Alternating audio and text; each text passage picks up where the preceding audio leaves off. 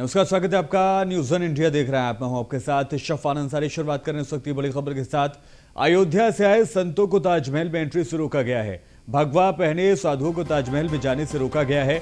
अयोध्या से ताजमहल देखने पहुंचे थे जगत गुरु परमहंस आचार्य शिष्यों के साथ ताजमहल देखने पहुंचे थे जगत गुरु परमहंस आचार्य। भगवा कपड़े पहनने की वजह से ताजमहल में एंट्री उनको नहीं दी गई, उनको रोक दिया गया। क्या ताजमहल में भगवा पहनकर एंट्री पर रोक है, ये एक सवाल है। और शिष्यों के साथ जब परमहंस जगत गुरु पहुंचे थे तो उनको एंट्री नहीं दी गई। उनके लिबास की वजह से आपत्ति जाहिर करते हुए उनको वापस वहां से लौटा दिया गया। ये आप तस्वीरें देख सकते हैं।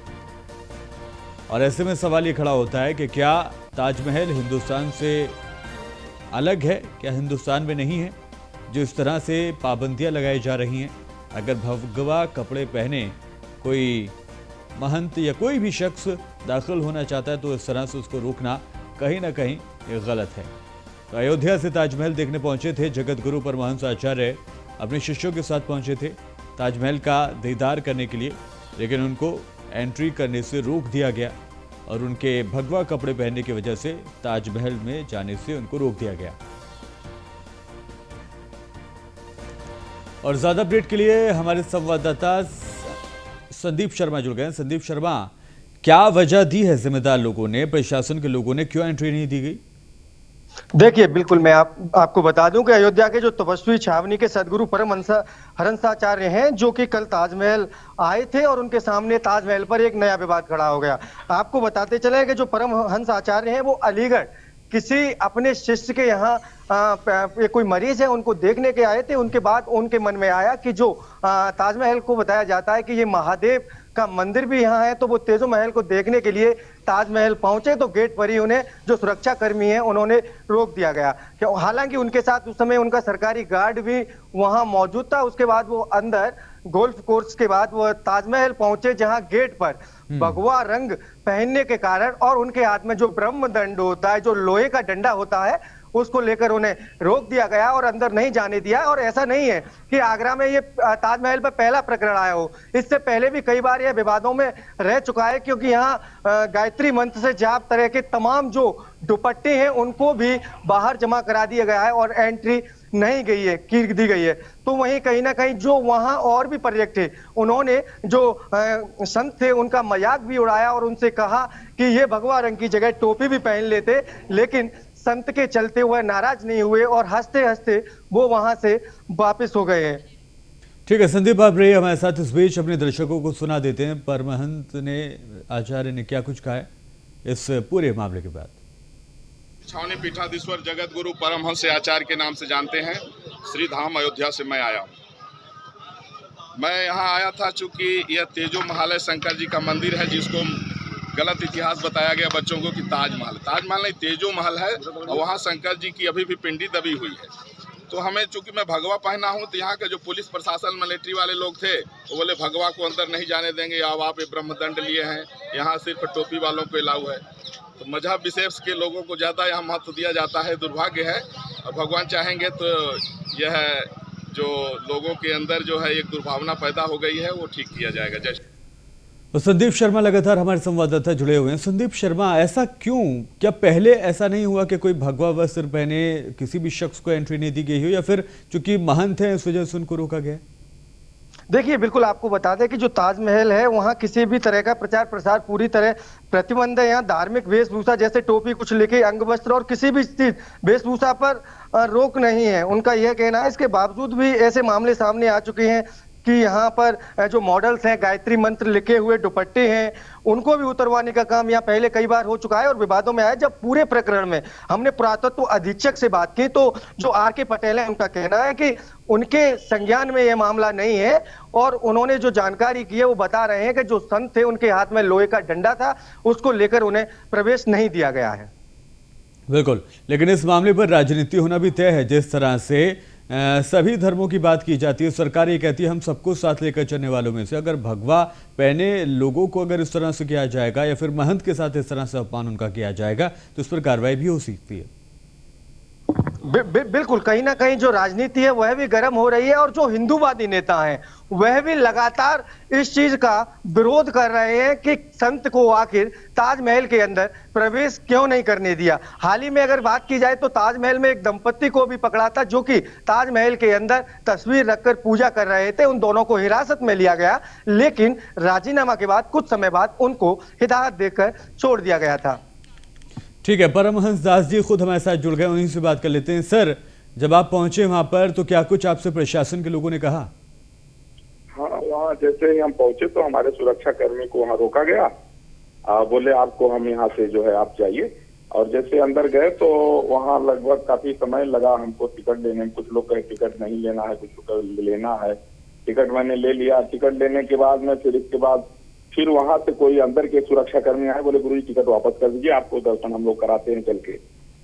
इसके बाद जैसे आगे बढ़े तो फिर वो जो चेकिंग करने वाले हैं वो आगे आ गए। उन्होंने कहा गुरुजी यहाँ ये जो आप पहने हैं भगवा जी और ये जो आप लिए हैं ये दोनों नहीं जा सकता है।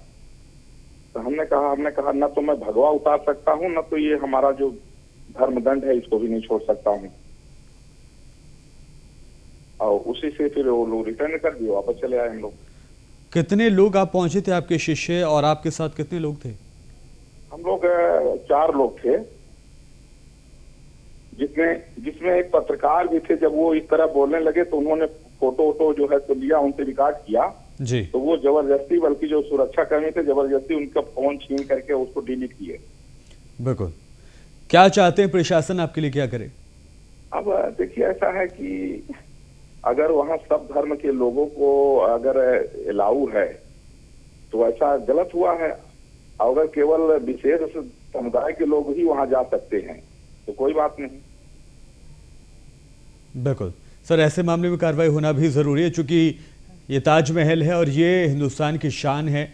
लेकिन इसका मतलब ये नहीं है कि यहाँ पर कोई विशेष अगर वस्त्र पहनकर पहुंचता है तो उसको इस तरह से रोका जाए।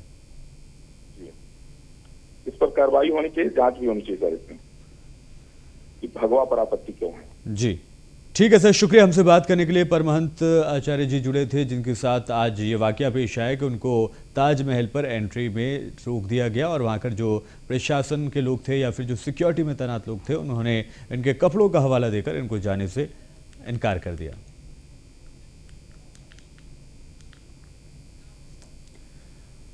और बढ़ते आगे मेरठ से आ रही बड़ी खबर आपको बताएं, हाशिमपुरा में जागरण को लेकर मामले ने तूल पकड़ लिया है। बीजेपी नेता कमल दत्त शर्मा ने भी एसओ को चैलेंज किया है। कमल दत्त ने एसओ को कार्यक्रम स्थल पर बुलाकर चैलेंज किया है। अब बिना अनुमति के करके दिखाएंगे जागरण, ये कमल दत्त शर्मा का कहना है। 2 मई की रात को होकर ही रहेगा जागरण, दम हो तो रोक लेना, ये बीजेपी नेता दीपक शर्मा और इंस्पेक्टर के बीच की बहस है। तो दीपक शर्मा ने भी सिविल लाइन इंस्पेक्टर को खुली चुनौती या खुली धमकी दी है। हाशिमपुरा में जागरण कराना चाहते हैं बीजेपी नेता दीपक शर्मा, लेकिन इंस्पेक्टर ने कहा है कि हाईवे पर जागरण नहीं होने दूंगा, दंगा हो जाएगा। इंस्पेक्टर ने रमजान का हवाला देकर जागरण की अनुमति नहीं दी है।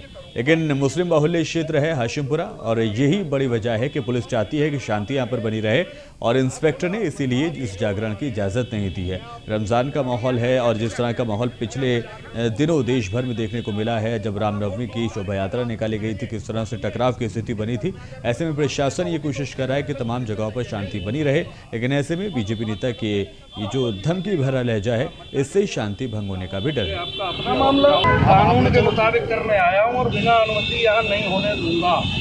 और बताइए आप, बिना अनुमति जागरण नहीं होने दूंगा यहाँ। चलिए ये मुस्लिम माहौल पूरा मुस्लिम है, यहाँ मुस्लिम है। एक मिनट सुनिए इंस्पेक्टर साहब, सुनिए अनुमति आप सुनिए आप मेरी बात सुनो।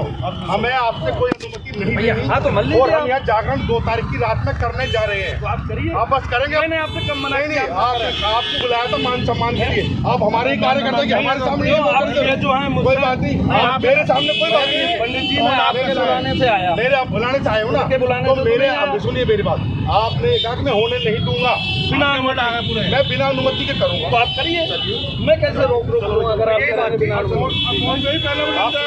सुनिए मेरी बात, आप सुनो, आप वीडियो बनवा रहे हैं, मैं आपसे निवेदन कर रहा हूं, मैं इस जागरण को 2 तारीख में करने जा रहा हूं और 2 तारीख की रात को करेंगे। और सुनिए, किसी के घर में अगर कोई औलाद पैदा होगी तो उसकी परमिशन पुलिस से चाहिए नहीं, बस बात करेंगे। जब आप परमिशन भी नहीं डाल रहे हैं, धन्यवाद, आपका अपना मामला।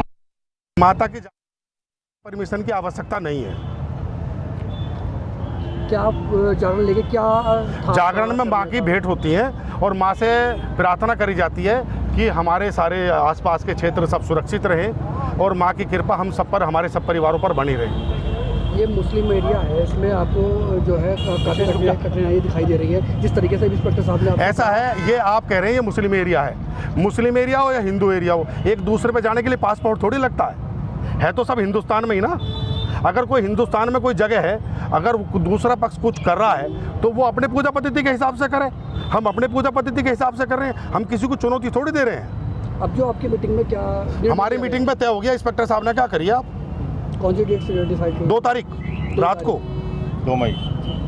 अभी सिविल लाइन इंस्पेक्टर साहब से आपकी नोकझोंक हुई है, वो जी, कह रहे हैं कि मैं वो नहीं दूंगा। हमारी वो कोई बात नहीं, उनका वो अपना काम करेंगे और भगत अपना काम करेंगे। और आइए अब आपको बीजेपी नेता दीपक शर्मा और इंस्पेक्टर के बीच के वायरल वीडियो ऑडियो को दरअसल सुनाते हैं। आप हाशिमपुरा गए थे? आप हाशिमपुरा गए होंगे के लिए कोई जागरण के लिए मना करने के लिए गए थे क्या आप अपने क्षेत्र में? हाँ। तो ये तो परंपरागत जागरण हो रहा है भैया। अच्छा, परंपरागत हो रहा है तो पिछले साल की ले आओ अनुमति। पिछले साल की अनुमति कहाँ है तुम्हारी? हैगी? लगा रखी भैया कागजों में, और मैं इन्हें जब क्या हो गया आप कागज लेकर भेज भी दूंगा। ठीक है, तो रमजान के बाद करवा देंगे, इन्हें जो है बता देंगे। यार अब इंस्पेक्टर साहब देखो, अभी आपने अनुमति मांगी, अब आप टेक्निकल बात कर रहे थे तो मैंने टेक्निकल बात का जवाब दिया। रमजान ये वो एक अलग चीज हो गई। मैं दंगा करा दूंगा क्या? तो आपके कहने पे जागरण नहीं रुकेगा। सुनो मेरी बात सुनो इंस्पेक्टर साहब, सुनो। मेन रोड पे कटाई नहीं। अरे आपके कहने, आपके बस क्यों तो तुम रोक लेना इंस्पेक्टर साहब, चलो जागरण। हाँ, रोक लूंगा। तुम्हारे बस क्यों, जितनी ताकत हो उतनी लगा लेना, और तुम जागरण रोक के तुम दिखाना कर लेना, 2 तारीख को जाओ है तुम। चलो तुम रोक लेना, चलो हम भी देख लेंगे। तुम जागरण रोक लेना कोतवाल साहब, जाओ कर लेना तुम। आप रोक लेना, कराओगे आप रोक लेना रमजान के महीने में। अरे रमजान के महीने में क्या हम अपने देवी जी के जागरण बंद कर देंगे? मुसलमानों के हिसाब से चलेगा क्या देश? क्या सही नहीं होने दूंगा शर्मा जी। आपसे रोका जाए, रोक लेना कोतवाल साहब। मैं कह रहा हूँ आपसे जितना रोका जाए उतना रोक लेना। देवी जी का जागरण है, मुसलमानों के हिसाब से नहीं चलेगा। मिश्रित आबादी में, अरे कोई सी भी आबादी हो, हमेशा होता है। संविधान अगर 4 हिंदू रह गए तो हिंदुओं की परंपराएं बंद कर दोगे क्या? देश चल रहा है संविधान से, मेन रोड पे कतई नहीं तो सुनो, संविधान से परंपरागत प्रोग्राम है, कोई नई परंपरा नहीं है, कोई नई परमिशन नहीं है। हाईवे पे शर्मा जी, हाईवे पे कतई नहीं होने दूंगा। कोतवाल साहब तुम में जितना जोर हो, सुनो मेरी बात, और तुम भी पूरा जोर लगा लेना। जाओ, हम भी अपनी औकात देखेंगे इस शहर के अंदर कि अगर ये जागरण रुक जा तो। और बुलडोजर लेके आना, जितने वो 10-20 हिंदू रह रहे हैं ना, वो उन्हें ढा देना। तुम चाहते हो कि इस देश से ब्राह्मण, ये हिंदू निकल जाए, यहाँ से पलायन करा दो इनका, और तुम रोकना। मैंने तुम्हें बता दिया कि मैं हाईवे पे रमजान, कोतवाल साहब तुम्हारे रमजानों से। और के शर्मा हमारे संवाददाता ज्यादा अपडेट के साथ जुड़ गए हमारे साथ। के शर्मा, बहुत कठिन परिस्थिति दिख रही है, टकराव की स्थिति दिख रही है, क्या हालात है वहां पर? ये हालात तो इस समय ऐसे हो गए हैं कि यहाँ पर जो शहर के विधायक खड़े हुए थे विधायकी के लड़ने के लिए बीजेपी की तरफ से, कमल दत्त शर्मा, वो भी इस मामले में कूद गए। कमल दत्त शर्मा ने direct 1-to-1 inspector civil line से बात की, तो इंस्पेक्टर सिविल लाइन ने साफ तौर पर कह दिया है कि उन्हें कोई आपत्ति नहीं है, आप अनुमति ले आइए, अनुमति लाने के बाद आप अपना जागरण कर लीजिए। जी हाँ, अनुमति देने का काम प्रशासन का है। पुलिस थाने से रिपोर्ट जाती है और पुलिस थाने ने और LIU ने, जो योगी शासन में मुख्यमंत्री योगी ने साफ तौर पर कहा है कि LIU, लोकल यूनिट, लोकल थाना, चौकी से रिपोर्ट लेने के बाद ही कोई फंक्शन किया जाए। उसी के आधार पर इंस्पेक्टर ने ये कहा है कि अगर प्रशासन अनुमति देता है तो उनको कोई प्रॉब्लम नहीं है, वो यहाँ पर कर सकते हैं। लेकिन शायद लगता है कि बीजेपी के इन दोनों नेताओं ने इस मामले को तूल देने की कोशिश करनी शुरू कर दी है। अब बड़े जो बीजेपी के नेता हैं वो इंटरवीन करेंगे, प्रशासन इंटरवीन करेगा।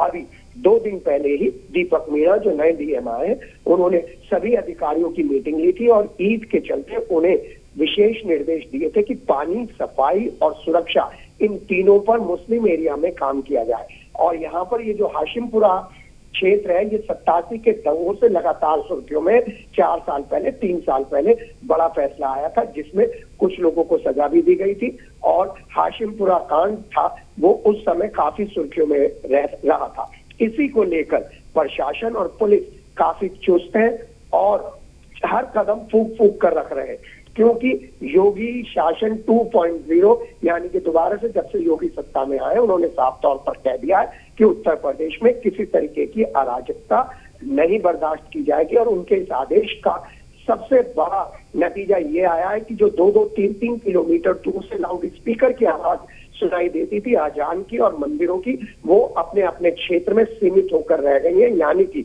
मेरठ की जो जनता है वो योगी शासन के साथ खड़ी है, योगी जी के निर्देशों के साथ खड़ी है, पुलिस और प्रशासन के साथ खड़ी है। वहीं पर जो बीजेपी के ये दोनों नेता हैं, इन्होंने परंपरा की बात करते हुए कहा है कि जब काफी समय से यहाँ पर जागरण होता आया है तो इस समय क्यों नहीं जागरण की परमिशन दी जा रही है, जिसमें अभी तक लोकल स्तर पर, थाने के स्तर पर इंस्पेक्टर ने हाथ खड़े कर दिए। उन्होंने इसे अपनी नाक का इशू नहीं बनाया। उन्होंने कहा है कि आप अनुमति ले आइए नेशनल हाईवे पे, ना तो मुस्लिमों को नमाज पढ़ने की जरूरत है, ना नमाज पढ़ने की इजाजत दी जाएगी और ना ही किसी दूसरे संगठन को इस तरीके की इजाजत दी जाएगी। मैं एक बात आपको और बता दूं कि जब से योगी जी ने आदेश दिए हैं तब से यहाँ की मुस्लिम मस्जिदों के बाहर एक छोटा सा पोस्टर लग गया है, उसमें सभी मुस्लिम इबादत करने वाले लोगों से अपील की गई है कि कोई भी सड़क पर नमाज अदा नहीं करेगा, सब लोग मस्जिद में करेंगे, अगर मस्जिद में जगह नहीं है तो अपने घर पर करेंगे।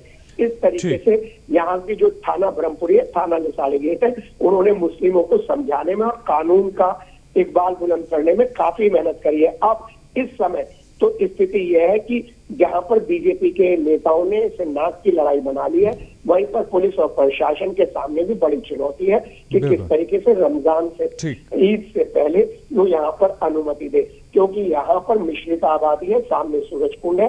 तो कुल मिलाकर ये कहा जा सकता है कि बीजेपी नेता जबरदस्ती करके माहौल को खराब करने की कोशिश भी कर रहे हैं। अगर जागरण आपको करना है तो 1 दिन या 2 दिन के बाद आप कर सकते हैं, जिसके बाद किसी को कोई आपत्ति नहीं होगी। हालांकि अब देखना यही होगा जो टकराव वाली स्थिति है उस पर पुलिस प्रशासन किस तरह से आगे इस मामले को सुलझाने की कोशिश करता है। बहुत शुक्रिया के शर्मा तमाम जानकारी के लिए।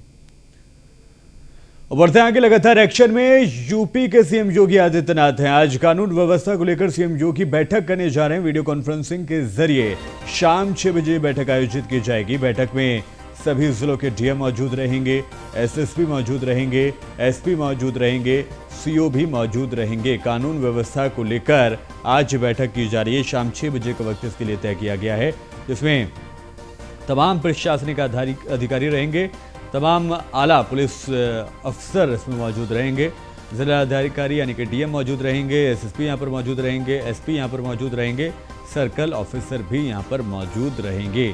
और बिगड़ती लॉ एंड ऑर्डर को या फिर और उसको दुरुस्त करने के लिए ये बैठक बुलाई गई है, चूँकि जिस तरह से कुछ जगहों पर खुलेआम मर्डर जैसी वारदातें सामने आई हैं, खुलेआम जब परिवारों की हत्या कर दी जाती है, तो ऐसे में ज़रूरत हो जाती है, ज़रूरत इस बात की होती है कि पुलिस को, प्रशासन को सख्त किया जाए और उनको निर्देशित करते हुए आज सीएम योगी आदित्यनाथ को देखा जाएगा।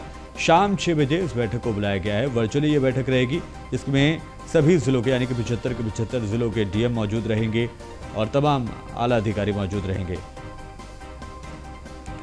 और ज़्यादा अपडेट के साथ हमारे संवाददाता जुड़ गए हमारे साथ नीलेश चौहान। नीलेश, 6 बजे ये बैठक होने जा रही है, क्यों जरूरत पड़ी है इस बैठक की इन दिनों में?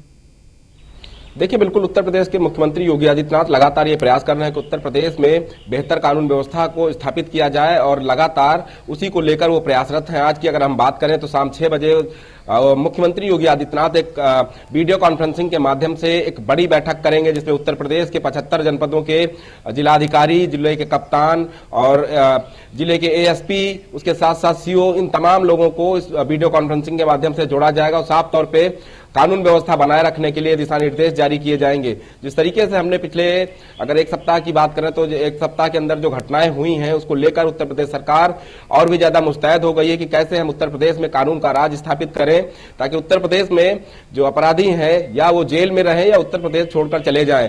उसी के तहत ये एक बड़ी वीडियो कॉन्फ्रेंसिंग के माध्यम से बैठक उत्तर प्रदेश के मुख्यमंत्री योगी आदित्यनाथ करेंगे। साफ तौर पे उत्तर प्रदेश में जब दूसरी बार सत्ता में योगी आदित्यनाथ आए हैं तब से लगातार मोड में नजर आ रहे हैं। जो हिला हवाली करने वाले अधिकारी हैं उनके ऊपर उत्तर प्रदेश सरकार का हंटर भी चला है, कई अधिकारियों को सस्पेंड किया गया है।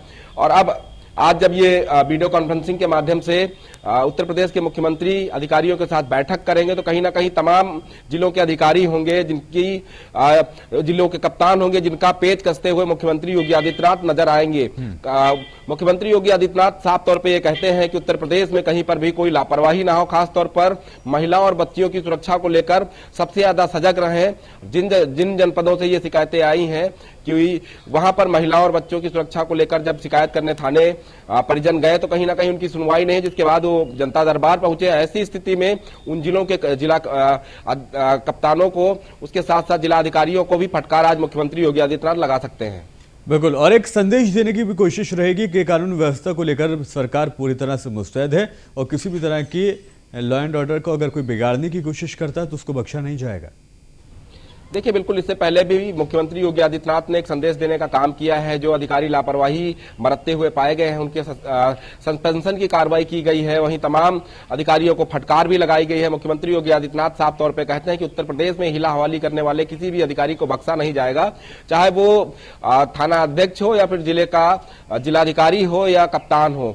ऐसी स्थिति में मुख्यमंत्री योगी आदित्यनाथ जब आज बैठक लेंगे तो कहीं ना कहीं उस बैठक में तमाम जरूरी दिशा निर्देश जारी किए जाएंगे और साफ तौर पे ये निर्देश होंगे कि उत्तर प्रदेश में कानून का राज स्थापित हो, साथ साथ उत्तर प्रदेश में बेहतर कानून व्यवस्था हो। उन तमाम चीजों को लेकर मुख्यमंत्री योगी आदित्यनाथ शाम को 6 बजे वीडियो कॉन्फ्रेंसिंग के माध्यम से उत्तर प्रदेश के सभी जिला अधिकारियों के साथ, जिले के कप्तानों के साथ और जिले के सीओ लेवल के जो अधिकारी हैं उनके साथ वीडियो कॉन्फ्रेंसिंग से जुड़ेंगे और उनको उचित दिशा निर्देश देते हुए नजर आएंगे। ठीक है, बहुत शुक्रिया इस तमाम जानकारी के लिए। नीलेश चौहान हमारे संवाददाता अपडेट हमें दे रहे थे कानून व्यवस्था को लेकर जो आज बैठक की जा रही है उसको लेकर।